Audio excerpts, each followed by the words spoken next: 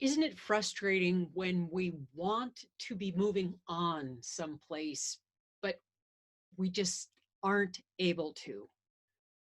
That is really frustrating. It can be a little bit frustrating or it can be a lot frustrating. And in thinking about this, the image of a bird preening its feathers came to mind. So I looked up, I did a little bit of research on how and why a bird preens its feathers. And the metaphor unfolded in my mind like a field of sunflowers, all yellow and brown and turning their disking face towards the sun, wherever the sun may be. And I wanted to share that metaphor with you because it seemed to offer a way of reflecting on those times when we want to move on from where we are, but aren't quite able to yet. And here's what I learned. A bird's feathers have to be are healthiest when they're coated with the oil from the glands of the bird's skin. That's what helps to allow them to be waterproof and to maintain their healthy shape. But that oil can't get on the feather by itself. The bird has to reach around and along all of the feathered parts of its wings, which is everywhere, it uses its beak to pull that oil down onto the feather. So that's part of what the bird is doing when the bird has its nose, it seems to be rummaging its beak through its wings. But then after that bird has taken care of its skin and helped to spread that life-saving oil to protect all of the feathers all over its body, the feathers might be a little ruffled. They might be a little bit misplaced because that level of self-care, it does disrupt the placement of the feathers. That's part of what self-care does. It disrupts the usual pattern of how we saw ourselves, how we perceive our place in the world. And it can change and impact how or what carries us through the world.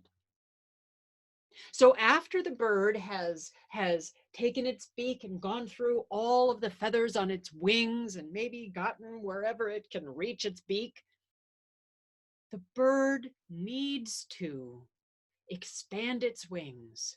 And with a big expanse and flap and a little bit of a shake, the bird can then let all of the feathers kind of rustle and ruffle and back into place.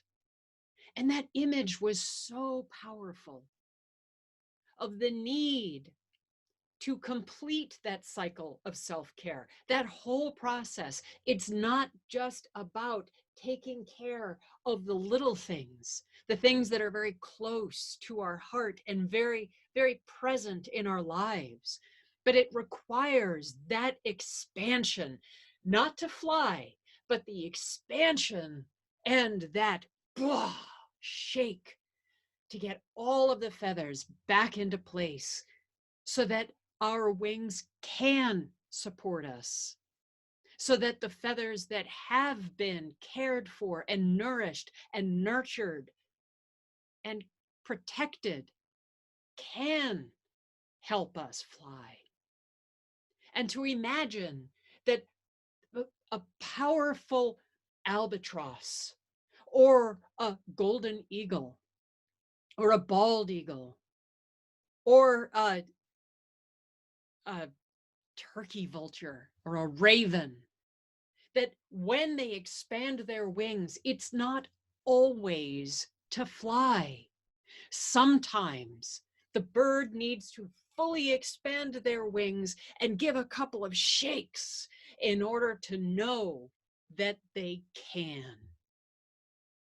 And that seemed to be such a powerful image that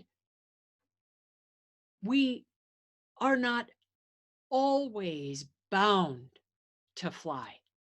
Sometimes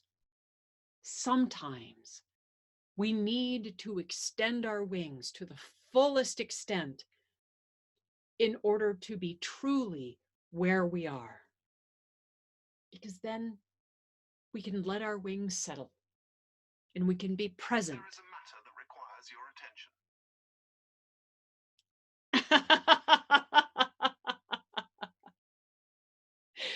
Well, that timing seemed really good. There is a matter that requires my attention. And that matter that requires my attention is my ability and presence to be here in my life. And that is true for you. I'm Catherine Gabriel-Jones. I'm an encouragement coach. And I believe in the full expanse of your wings and your ability to tend to the feathers in your wing.